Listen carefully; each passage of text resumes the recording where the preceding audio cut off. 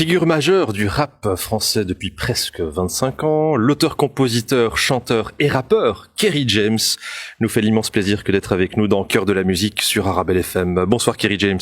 Bonsoir. En tout cas, c'est un honneur que de vous recevoir dans notre émission labellisée Sans aucun tabou musical. Et le moins que l'on puisse dire à votre sujet, c'est que ces 3 dernières années furent on ne peut plus intenses. Je pense notamment à la sortie de votre opus Je rappe encore, votre pièce de théâtre à vif, vos tournées, et puis tout récemment la sortie de votre tout premier film que vous avez signé au niveau du scénario et que vous avez coproduit, se nommant Banlieusard, dans lequel vous jouez aussi d'ailleurs le rôle d'un des frères. En quelques mots, quelle est l'origine et la genèse de ce film ? En fait, il y a à peu près une dizaine d'années, Omar Sy était venu me voir à un concert et je venais de sortir un album qui s'appelle À l'ombre du show business, dans lequel il y avait 2 morceaux qui étaient des morceaux un peu scénarisés. Il y avait un morceau qui s'appelait L'Impasse, que j'ai interprété ce soir sur scène, dans lequel je parlais à un jeune et je le décourageais, en tout cas j'essayais de le décourager de prendre, de choisir l'illicite comme chemin. Et il y avait un autre morceau qui s'appelait XY, dans lequel je racontais un meurtre à l'envers. Donc je partais du moment où les mecs enterraient le corps et je revenais jusqu'à ce qu'ils rentrent dans l'appartement de la victime. Et le premier clip a été L'Impasse, donc a été réalisé par Luc Besson, le second par Mathieu Kassovitz. Et Omar me disait tu devrais essayer d'écrire des scénarios, et c'est resté quelque part dans mon esprit. Et puis il y a 4-5 ans, je me suis mis à écrire ce scénario qui est un film qu'on a eu beaucoup de mal à faire financer en France, qu'on n'a pas réussi même à faire financer en France, et donc j'en ai tiré une pièce de théâtre à vif, voilà, qui s'appelle À vif, qui a rencontré son public, qu'on a joué 162 fois, presque 100 000 spectateurs. Voilà, c'est vraiment un truc qui a vraiment fonctionné, quoi. Voilà. Et quand vous dites que vous avez eu du mal à faire financer ce film, est-ce que c'est lié au fait que en France aujourd'hui, la situation, le contexte des banlieues intéresse de moins en moins, je dirais, le commun des mortels? On voit aussi dans les différents débats politiques, vu de Belgique en tout cas, on voit qu'il y a une réelle droitisation de la société française. On voit que Zemmour et consoeurs ont le vent en poupe. Est-ce que vous êtes aujourd'hui un ovni par rapport à la réalité, à l'intelligentsia française? Il y a ceux qu'on montre et qu'on a envie d'entendre, comme Zemmour. Oui, et d'ailleurs, ce qui est assez, je vais pas dire paradoxal, parce que j'ai vu le film est d'une qualité exceptionnelle, c'est votre premier film, vous le coproduisez, vous avez signé le scénario de ce film, et vous nous stipuliez en préambule que vous avez eu toute la peine du monde à financer ce film, et grâce aussi notamment à la pièce de théâtre à vif, vous avez pu mettre vos deniers dans cette production. Et finalement, le résultat est là. 97% notamment des personnes qui ont vu ce film sur la plateforme Netflix ont plébiscité ce film. C'est ça, et aujourd'hui c'est le film le film français en tout cas qui a été le plus vu sur Netflix. Et en une semaine, il y avait 3 600 000 personnes qui ont regardé ce film, quoi. Bravo, en tout cas par rapport à cette réalité. Et d'ailleurs une des questions, je terminerai là-dessus, la question, le fil conducteur du film. Et d'ailleurs dans vos productions aussi, dans vos titres, c'est est-ce que finalement la République est responsable de la situation délétère de nos banlieues? Quelle est votre réponse? Est-ce que vous avez une réponse tranchée? Est-ce que c'est mi-figue, mi-raisin? Non, je pense que évidemment la République a une responsabilité. Elle a la première des responsabilités. Mais ensuite, nous, en tant qu'individus, on peut pas se contenter de faire le constat de cette responsabilité sans essayer de trouver des solutions pour améliorer nos conditions de vie. Donc ne pas vivre dans le fatalisme et se battre chacun à son niveau pour essayer de dépasser son contexte. Et essayer de pas être la main qui attend, mais d'être la main qui donne. Merci d'écouter Au cœur de la musique. Un petit mot sur Charles Aznavour, qui vous a gratifié de ce titre, le boss de la langue française. Ouais, c'était un moment très émouvant chez Drucker, où j'ai interprété ce titre avec Charles Aznavour à l'ombre du show business, qui fait partie des rares artistes français que j'ai écouté et dans lequel je me reconnais non seulement pour son parcours, parce que Charles Aznavour, tout a pas été facile pour lui, rien ne lui a été donné, il a dû tout arracher, et je me reconnais là-dedans, et aussi dans l'écriture, où voilà, où il y a un truc, une chanson comme Hier encore, par exemple, j'ai l'impression que j'aurais pu l'écrire, quoi. Donc si demain vous deviez vous exiler sur une île déserte, ça serait l'un des titres que vous prendriez avec vous? Ah ouais, vraiment, c'est un titre qui me bouleverse. J'avais 20 ans, je gaspillais le temps en croyant l'arrêter, et pour le retenir, même le devancer, je n'ai fait que courir et me suis essoufflé. Alors parlez-moi de Kerry James, Charles. Eh ben, je veux d'abord, disons que la chanson française a à l'heure actuelle un avantage fantastique, c'est que les rappeurs et les slameurs écrivent merveilleusement notre langue. Et on peut les applaudir. On pense toujours que cette jeunesse ne connaît pas la chanson, au contraire, elle la connaît très très bien, mais elle veut s'exprimer d'une manière différente. Et je trouve qu'il y a une floraison d'auteurs et de compositeurs et d'interprètes, rappeurs ou slameurs qui sont formidables aujourd'hui. Et je dois dire que le leader de tout cela, celui qui émerge en tête, c'est Kerry James. Et vous allez l'entendre, écoutez surtout attentivement les paroles, vous allez voir comment c'est bien écrit, comment c'est beau et comment c'est français. Tu sais, il y a une âme derrière ma couleur de peau, à l'ombre du show business. À l'ombre du show business, il faut être optimiste, mon frère. Tous les grands mouvements ont souffert. Les poètes sont morts de faim à l'ombre du show business. Aujourd'hui, ce serait peut-être même plus facile. Les portes sont fermées, verrouillées, mais elles s'ouvrent, les portes, à l'ombre du show business. Et plus tu y crois, plus tu pourras, plus tu réussiras à l'ombre du show business. Aujourd'hui, ce sera peut-être plus simple parce qu'il y a toute une jeunesse qui te suit, mon frère, à l'ombre du show business. Le soleil peut se lever, mon frère, à l'ombre du show business.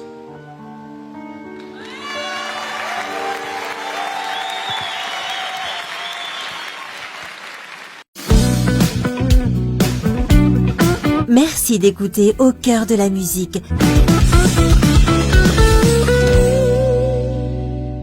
Je vous présente une grande fan qui vraiment m'a beaucoup parlé de vous en bien. Elle se nomme Sarah HB. Et d'ailleurs, elle a une rubrique dans le cœur de la musique qui se nomme Étendard. Et c'est un clin d'œil d'ailleurs à votre parcours. Alors moi, bonsoir déjà. Bonsoir. Merci d'être avec nous. Moi, je voulais savoir pourquoi vous aviez créé l'association Entreprendre, comprendre et servir. Enfin, je connais le but précis, c'était une association basée sur la scolarité pour aider les jeunes à réussir dans leur parcours. Mais pourquoi l'avoir fait justement?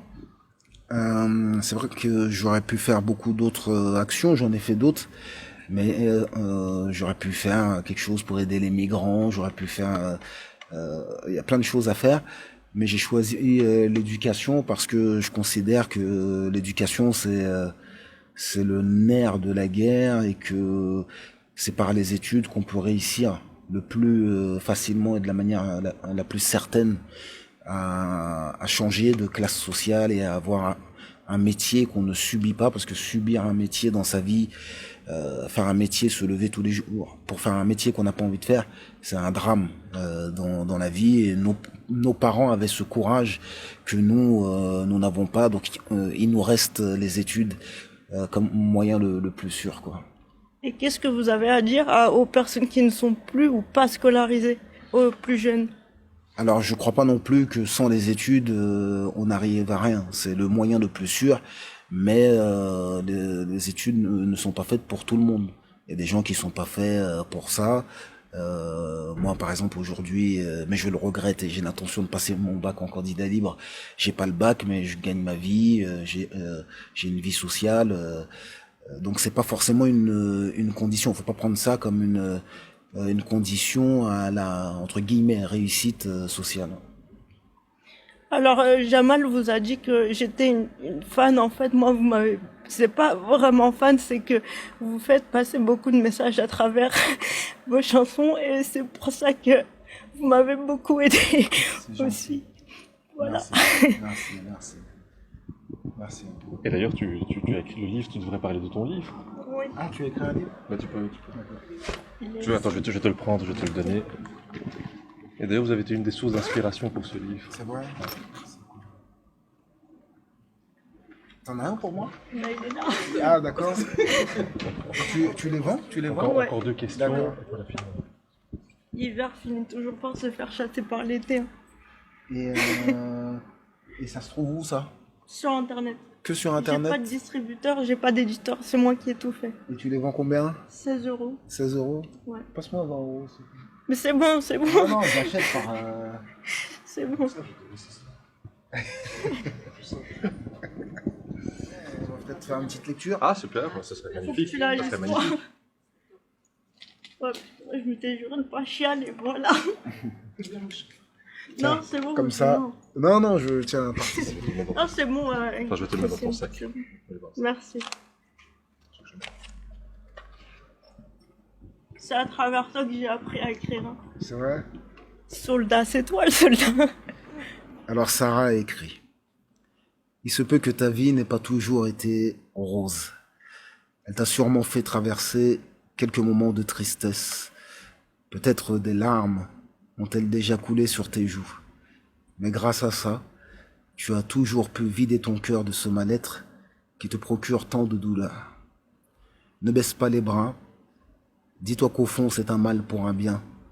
Car tu trouveras toujours des gens autour de toi qui te diront « Relève-toi, car si tu tombes, je tombe. Ne baisse pas les bras, car ici-bas, j'ai besoin de toi. » Avance dans la vie comme tu le sens. Entreprends-la comme tu l'entends. Ne fais pas attention aux reproches que quiconque pourra te faire. J'ajouterai s'ils ne sont pas justifiés. Retiens qu'il y aura toujours des gens autour de toi qui essaieront de te salir tout au long de ton parcours. S'ils te critiquent, c'est parce qu'au fond, ils t'admirent et réalisent qu'au final, ils ne pourront jamais construire ce que toi, tu es en train de bâtir. Sarah. Bravo, Sarah. Merci d'avoir lu ces quelques passages. Merci d'écouter Au cœur de la musique.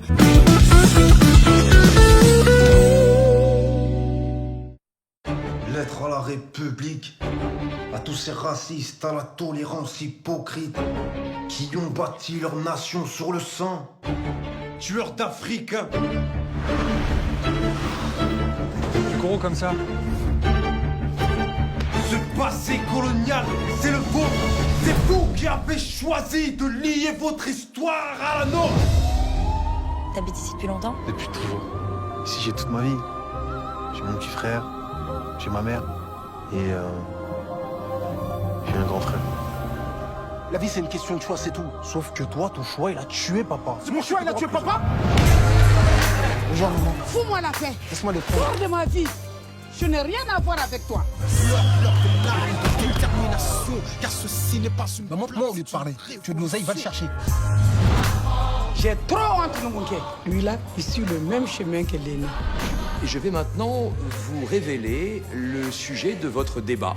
L'État est-il seul responsable de la situation actuelle des banlieues en France? Vous avez la parole. La banlieue, je la connais. Lorsque deux banlieusards plongés dans le trafic de drogue entrent dans une guerre pour des raisons strictement pécuniaires et que cette guerre aboutit à la mort de l'un d'entre eux, est-ce l'État qui fournit l'arme à l'assassin? Lui ordonne ou presse son doigt malgré lui sur la détente? J'emmerde votre juge, j'emmerde votre hypocrisie.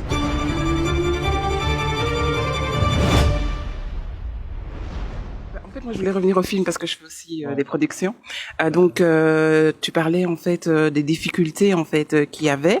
Et est-ce que en fait, déjà, il y a le message donc du film qui dit voilà que chacun, c'est vraiment son choix, le chacun. Allez, voilà, c'est ça.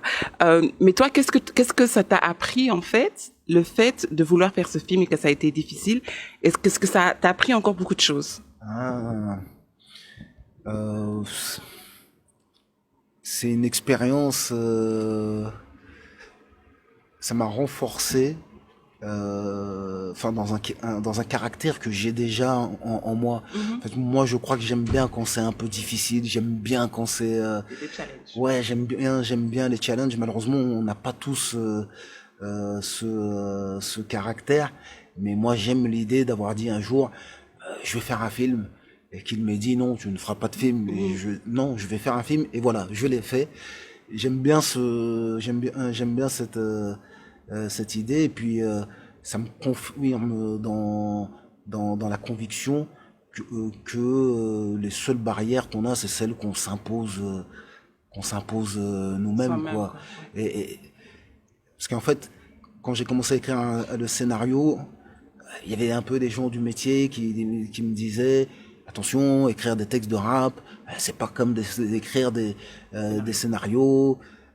Après, j'ai été au théâtre, je leur ai montré que je pouvais écrire un texte, aller au théâtre. Oui, mais attention, être acteur au théâtre, enfin être chanteur, c'est pas comme être acteur au théâtre. Bah, j'ai été au théâtre.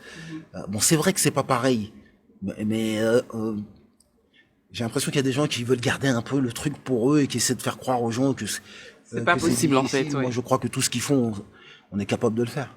Voilà. Et tu préfères quoi? Alors, tu préfères être acteur ou rappeur? Moi, le fil conducteur, c'est l'écriture. D'accord. J'ai la prétention d'être un auteur, j'ai pas la prétention d'être un acteur.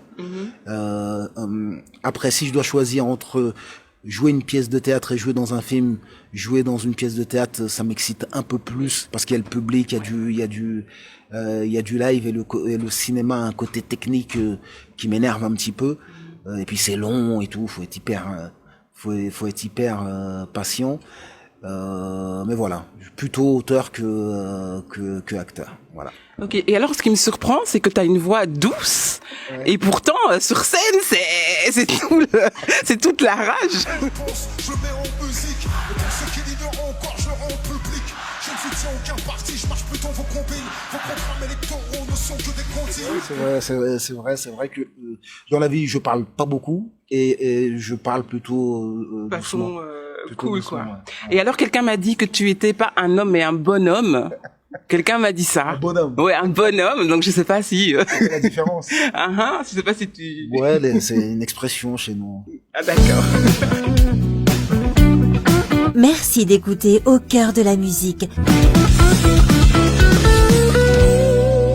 Bonsoir, merci. Bonsoir. Quel est ton sentiment par rapport à la réhabilitation dans les banlieues? J'ai vécu dans le 9-3 de mes 12 ans à mes 18 ans, donc c'est un sujet qui me tient vraiment à cœur. C'est-à-dire la réhabilitation? C'est-à-dire un espoir que les banlieues ne soient plus un ghetto. Je parle du 9-3 en particulier, où les gens puissent pouvoir s'en sortir. Quelle est ta vision par rapport à ça? Est-ce que tu as bon espoir par rapport à un cheminement et une évolution positive? Ce que je pense, c'est que l'avenir des banlieues, s'il doit s'améliorer, il le sera par des gens qui viennent de la banlieue. Et je n'attends pas de gens qui ne connaissent pas nos réalités qu'ils puissent nous venir en aide. C'est à nous de changer la réalité des banlieues. Et certains le font aujourd'hui. Je connais beaucoup de jeunes qui comptent se présenter, par exemple, pour les élections municipales et qui ont envie de renverser la mairie et de renverser la donne. Et je pense que c'est comme ça que ça arrivera. Oui, justement, il faut faire un peu donc exploser tout ce système et pouvoir faire que des ghettos deviennent des zones magnifiques et habitables, justement, et correctes, et qu'on puisse s'en sortir. Ouais, mais paradoxalement, dans les ghettos, moi j'ai appris beaucoup de choses dont je me suis servi après, et dont je me sers encore aujourd'hui. Mais malheureusement, c'est vrai que j'aurais pu ne pas m'en sortir, et que tout le monde n'a pas cette force, ou certains pourraient dire cette chance. Mais on apprend quand même beaucoup de choses, et on a un sens de la solidarité qu'il n'y a pas ailleurs. On ne retrouve jamais ailleurs. Ouais. Alors juste un clin d'œil mode, quel est ton créateur préféré? Parce que moi je suis styliste et je m'occupe de mode. C'est vrai? Voilà, oui, il faudrait que tu crées ta ligne d'ailleurs. J'ai envie de le faire. Ah ben voilà, donc accessoires, t-shirt, oui, avec joie. J'ai très envie, si tu as des choses à proposer, je suis preneur. Voilà, super. Après, si je le dis, les gens ils vont... Je suis plutôt haute couture. Haute couture. Franchement, je suis plutôt haute couture. Est-ce qu'il y a un créateur dans la haute couture? Pas un seul en particulier, mais plusieurs. Une inspiration multiple. Il y en a plusieurs. Bon, bah voilà, un melting pot. Je donne pas de nom parce que. Pourquoi il y en a qui sont malheureusement plus de ce monde, mais qui ont été géniaux. Dior, Saint-Laurent. Et puis il y en a qui nous offriraient rien du tout et qui ont peut-être pas envie de mêler leur image à la mienne, et j'ai pas envie de leur faire de la publicité. Non plus, mais je suis plutôt haute couture.